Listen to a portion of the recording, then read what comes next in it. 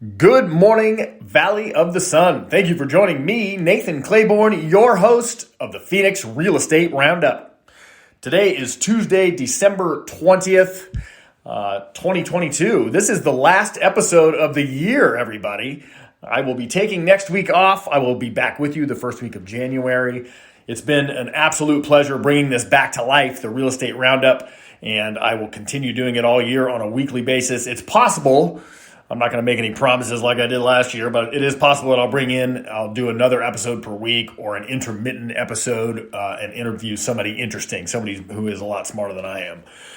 Today, I'm going to start with our inventory numbers. I am also going to give you some of my own predictions for what's going to happen in the housing market here in town and more broadly across the country for next year. And then I'll bring you a couple of predictions from some people who are smarter than me. The Crawford Report, where I get a lot of my data and do a lot of my data crunching. They're an incredible organization for people who are in the real estate business. So props to them. Today, there are 17,712 active listings on the MLS here in the Valley. Let's remind ourselves what it was last week.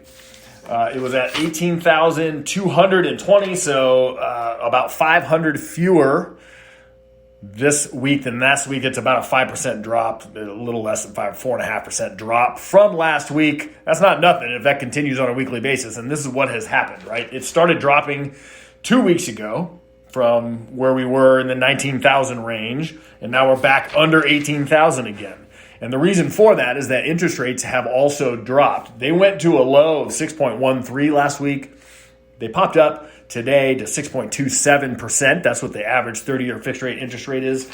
It's going to bounce around in this area for the foreseeable future. I think I said that last week, but here's my first prediction for you. In 2023, interest rates for mortgages will remain between 6 and 6.5 for virtually the entire year.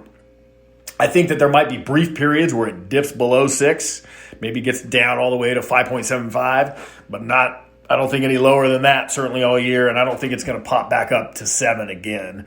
The bond market has become, as I heard one investor, I forget his name, said that on CNBC. He said, well, the bond market's investable again. And if you look at it, it's true. It's actually producing returns. And people are investing in it, and that moves the 10-year note, which kind of moves around mortgage interest rates and has helped. Obviously, first-time home buyers, it's gotten a lot easier in the last month to qualify for a loan than it was in the previous 2 months. So good news all around. The bad news is inventory is shrinking, which is going to continue to keep pricing, keep a floor under pricing. But I will get into some of that data. I was crunching this, and if we look at year-over-year numbers, if we compare this December median sales price versus last December, so December of 2022, let me pull it up here. The median sales price right now is $415,500, give or take. It changes, but at any rate, this is all based on just the MLS figures. So if you factored in county taxes or tax records and the other transactions that didn't happen within the MLS, these numbers would be a little bit different. But we use the MLS numbers because it paints the broadest picture. Last year, the median sales price was $430,000. So we're down about 3.5%, which that's not nothing. I mean, on a $400,000 house, that's $12,000. Nobody wants to be down $1,000 a month for the last year. So if you bought your house in December of last year, and actually it gets a little bit worse because it popped up pretty big in the spring. May was the height, and I think the median sales price popped all the way up to $480,000, and now it's back down to $415,000. So if you bought a house in May, and I've said this before already, you're not super happy, and I would advise you not to sell it for a while. And hopefully that wasn't in your plans to buy a house and then quickly sell it, because you're definitely underwater in that case. Hopefully, and this is my second prediction. The data is telling me that home prices are going to remain flat, and I think that they will be within 3% of where they are right now in either direction by a year from now. Those are my two predictions for you. Interest rates are going to bounce between 6 and 6.5, possibly bounce below 5 a couple of times. And then home prices, this is nationwide. are going to be within 3% of where they are now. In Phoenix, they could be within 5%. I feel like there might be a bigger variance in this market, typically is for every real estate, economic trend that comes along. Phoenix always is at the tip of that wave. It's like surfing here. It's like surfing on the housing market. So those are my two predictions for you. I'm going to go and tell you what the Cromford Report has to say about that. All right.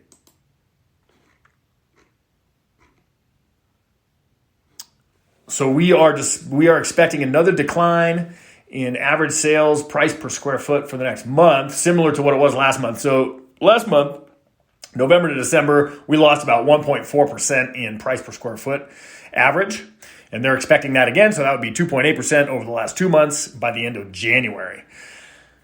The downward pricing trend is going to persist, except that the thing that I think is that the balance of supply and demand, and they are saying the same thing, and this is why I'm saying prices are not going to move that much.